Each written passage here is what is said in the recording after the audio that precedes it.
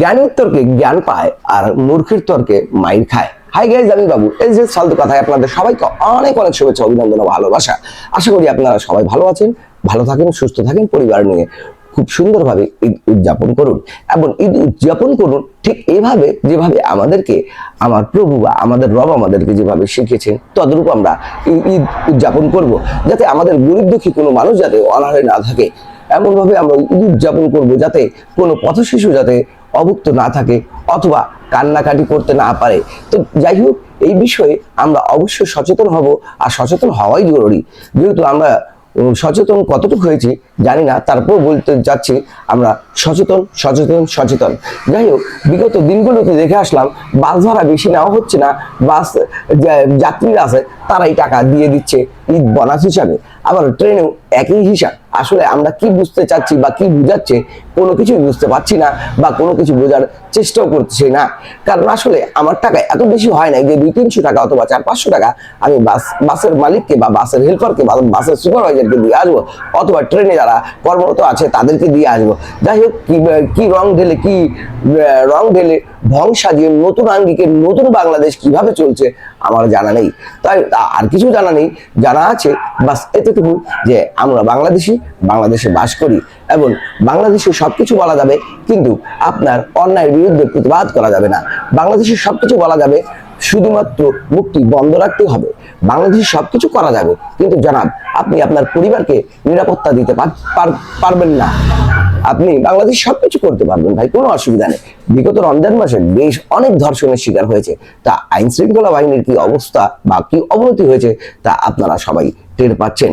এটিতে বিশেষ করে আরো অনেক কিছু ঘটনা ঘটেছে। এর মধ্যে যুদ্ধ হচ্ছে ইরান এবং ইসরায়েল আর তার দোসর বা বন্ধু আমেরিকার সাথে।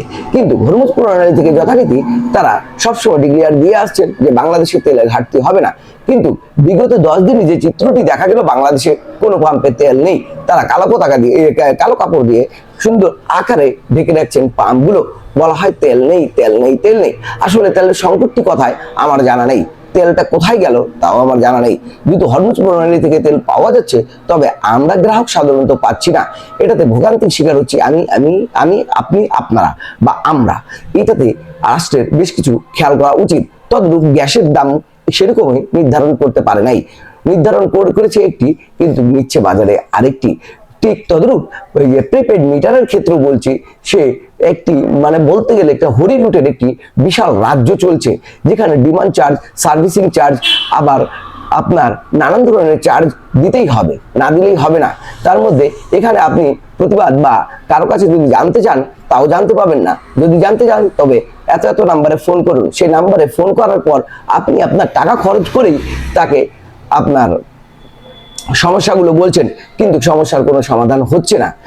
যেভাবে ইচ্ছে সেভাবে কাটছে তার রাষ্ট্রের কাছে, এবং যারা এর সাথে পরিচালনায় দায়িত্বে আছেন তারা অবশ্যই এইসব বিষয়ে খেয়াল করবেন। এবং আজকে ঈদের দিন আপনারা আপনাদের বাচ্চাকে সুন্দর আকারে যত্নের সহিত যেখানে যান না কেন নিজে নিয়ে যাবেন।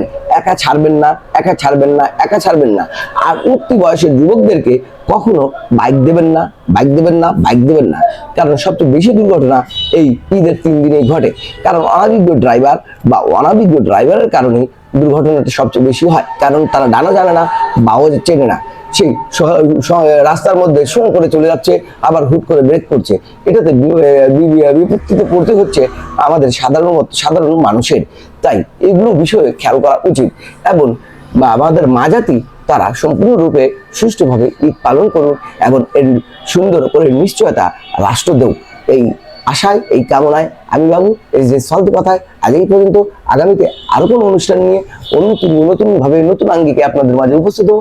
ততক্ষণ পর্যন্ত আপনারা ভালো থাকুন, সুস্থ থাকুন, সাবধানে থাকুন, নিজের পরিবারের প্রতি যত্ন নিন, নিজের মা বাবার প্রতি যত্ন নিন, এবং সুন্দর করে ঈদ উদযাপন করুন। ঈদ মোবারক।